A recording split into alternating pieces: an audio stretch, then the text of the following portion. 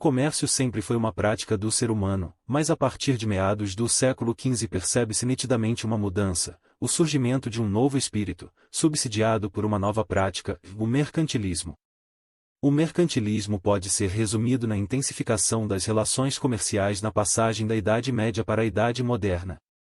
Uma verdadeira revolução se compararmos à lógica que dominava o comércio até o final do século XIV.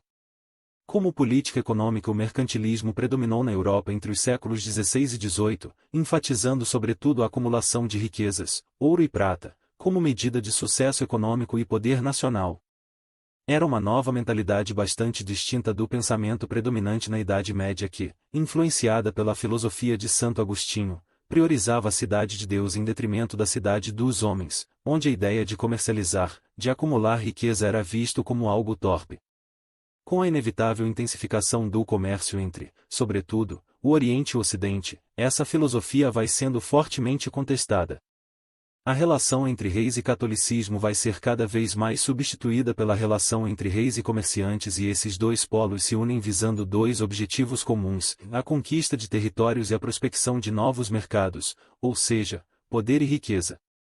Algumas das principais características do mercantilismo são: o protecionismo, ou seja, a imposição de impostos e tarifas eram aplicados às importações para proteger as indústrias e estimular a produção nacional.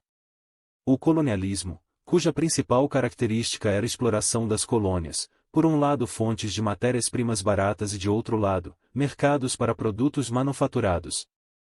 Os monopólios comerciais concedidos a cartéis, que eram concedidos pelo Estado a empresas privadas para controlar certos setores da economia.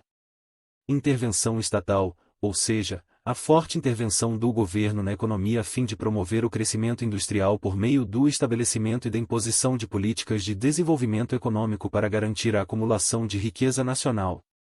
No início da Revolução Industrial, no final do século XVIII e início do século XIX, com o desenvolvimento do capitalismo e das políticas econômicas modernas, o liberalismo, o mercantilismo passou a ser criticado por suas excessivas políticas protecionistas que prejudicavam o crescimento econômico e foi aos poucos sendo substituído até ser completamente abandonado em favor do liberalismo econômico.